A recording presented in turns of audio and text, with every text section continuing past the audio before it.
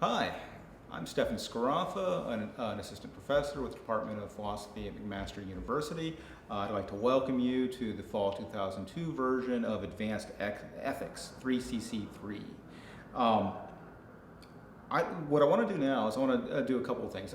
First, I just generally want to introduce you to the subject matter of the course, what the course is going to be about. Then I want to just march through some administrative detail so you can be oriented for the semester and also know what you're supposed to do for next time. So let me start with what the course is about. This is a course in normative ethics, and we're going to see that there's a distinction between two levels of normative ethics. Let me direct your attention to page 19 in your textbook. By the way, I might as well just get this out of the way.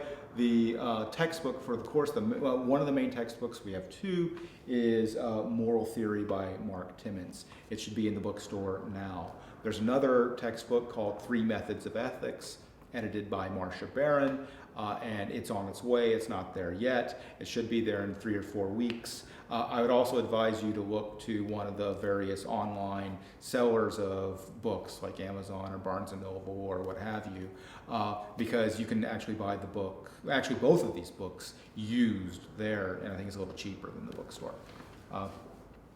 Anyway, so let's look at page 19 in Moral Theory to help us see what this course is going to be about. On page 19, Timmons gives us a nice breakdown of the main divisions of ethics. So, there's this subject matter in philosophy, it's called ethics. Now, he has two basic components. One component's normative ethics, the other component's meta-ethics. Normative ethics is in turn divided into two parts. One part is called applied ethics. The other part is called, it's called ethics. Sometimes it's called normative ethics. Sometimes it's called first order moral theory. This course is a course in first order moral theory. We're going to learn moral theories in this course of various sorts. Now, what do moral theories do? Well, moral theories provide particular views of the principles and values that are relevant to determining what actions are morally right and what actions are morally wrong.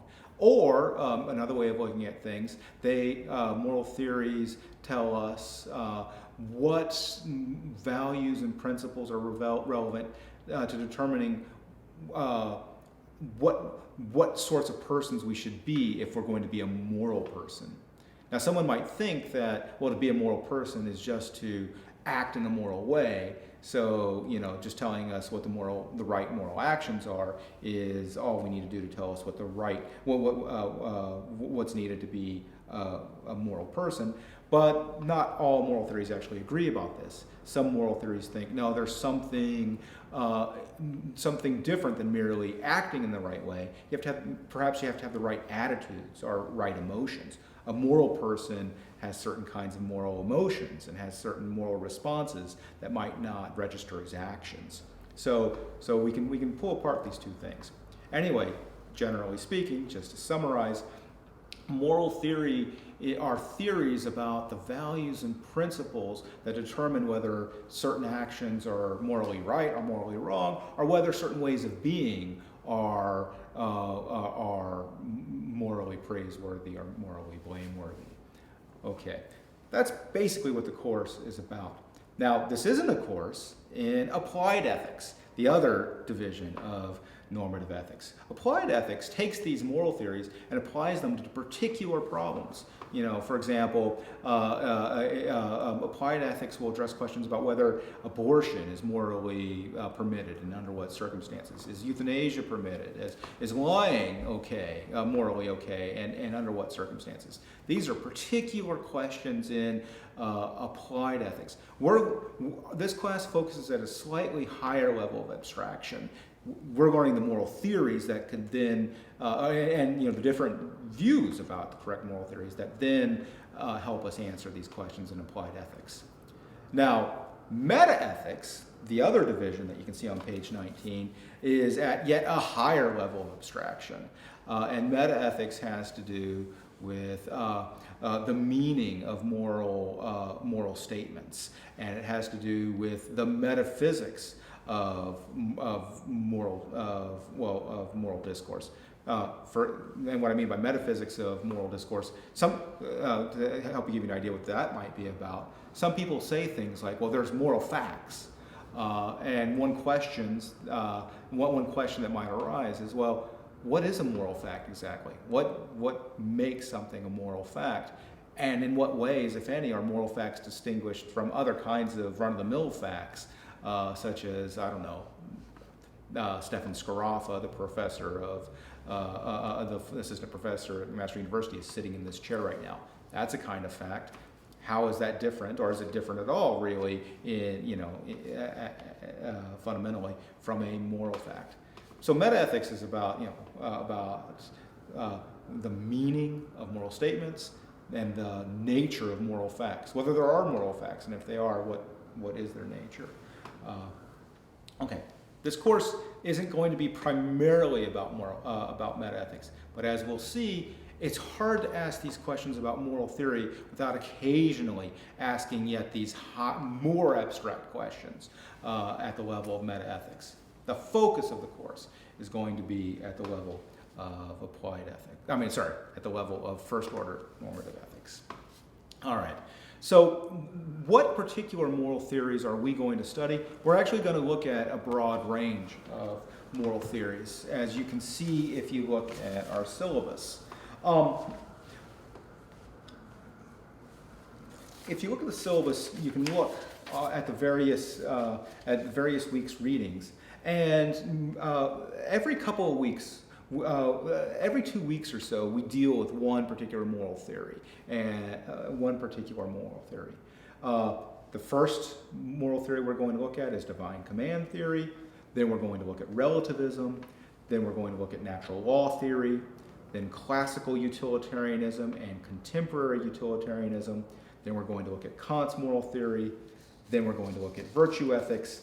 And then we have 1 week where maybe we'll look at moral pluralism, or maybe we'll look at moral particularism, or maybe we'll have run out of time and we won't do anything and we'll just try to catch up. I'm not sure what will happen. It says in the syllabus, to be announced. Now, basically, the way the course is going to work is the Timmins book is going to give us. The Timmins book is an excellent book. It gives us it's broken up into chapters, and each chapter takes one of these moral theories and really lays it out nicely and mentions the main objections to the various moral theories. The other main book we're going to use, actually I don't have a copy of it here. It's called Three Methods of Ethics, edited by Marcia Barron. Now this book is going to focus on 3 moral theories, and it's going to focus, it's called Three Methods of Ethics, and it comprises a debate between virtue ethicists, consequentialists, and Kantian moral theorists. And each of these, each section of the book is penned by an author who actually is a Kantian, a consequentialist, and a virtue ethicist. So we'll get a presentation of all 3 of those views from sort of a third-person perspective, kind of an impartial perspective, and an overview level from Timmins. And then we're going to have defenses of these particular theories from the perspective of people who are really committed to those 3 moral theories. We're going to do basically the same thing for all the other moral theories we examine as well, but instead of finding the committed defense in the Barron work, we're going to find the committed defense online on Avenue to Learn. So the course is going to comprise then the discussions, overviews of these various moral theories, committed defenses of these and responses to various objections by proponents of the moral theories, And then, of course, you guys are going to come to terms with this material and try to formulate your own view of the most defensible moral theory, or at least to get more sophisticated about the possible options out there.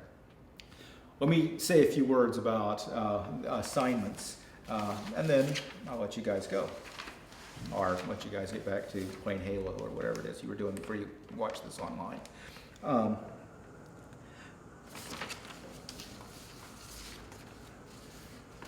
So let me just talk about, I've already talked about the texts, so let me just talk about grading, how we're going to do this.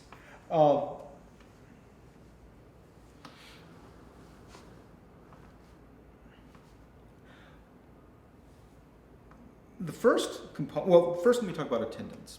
Attendance is 5% of the grade, and it's pretty straightforward the way I'm going to do attendance. If you have one or less absences, you get 100% on this 5% of your grade.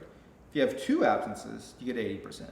3 absences, 60%, 4 absences, 40%, and so on, all the way to greater than 5 absences. More than 5%, 5 absences, and you get no credit for your attendance grade. You just get a 0 on that part of the grade. So attendance is encouraged. It really helps with the flow of discussion and the flow of the class if we just have if everyone comes and everyone contributes to the class. A second component of the course is the midterm. The midterm is going to be it's a bit unusual the way it's structured.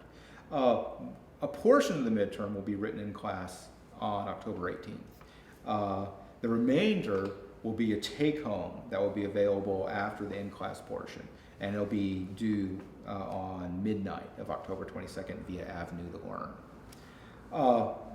You can ask me questions about that. I have a breakdown of how much the stay-at-home portion, in-class and home portion count and that sort of thing. Feel free to ask me further questions about that. A second component of the class are going to be tutorial presentations. These presentations will occur during the 1-hour tutorial session that we have each week. These presentations will count for 10% of the grade. What I'm going to do is I'm going to ask you guys to team up with one other person, and together you're going to lead class discussion for 25 minutes. Each tutorial I plan to have 2 sets of people go, that's 4 people total, deliver these lectures, or lead the class. And basically what I'm going to ask you to do is, from the material that so these tutorials will happen on Thursdays, I'm going to lecture on certain material on Tuesday, and there'll be readings accompanying that material. Basically, all I want you to do is to formulate what you take to be an interesting question or set of questions about the material from last time, both the material that we've read for last time and the lecture itself, and just start the class, with that question. But also, not only to formulate the question, but to have formulated a response to your own question, or a couple of responses. Maybe it'll be like, well, maybe this is the answer, or maybe something like this is the answer. Now, the way I'm going to grade these tutorials is it's basically going to be, how good of a question was it, measured in terms of how good of a discussion did it engender. So really, the point of these tutorials is to get the class involved and get us discussing this material. All right. So the way you need to think about this is that you should be putting together a question and a couple of responses that will engender a solid 20 minutes or so of discussion amongst your classmates. So your classmates can really help you out here. So you guys should really, try to get into this part of the course just to help each other out with this part of the grade. All right. So I think I've discussed the attendance, midterm, tutorial presentation. So now I should talk about the first paper. The first paper is going to be about 2,500 words, and there are various details about its due date and how that's going to work. This paper is going to be assigned October 26th. It's going to be due November 12th via Avenue. I'm not going to request hard copies. You're just going to turn it in online. Finally, there's the second paper in lieu of a final exam. That paper will be due in the middle of the exam period.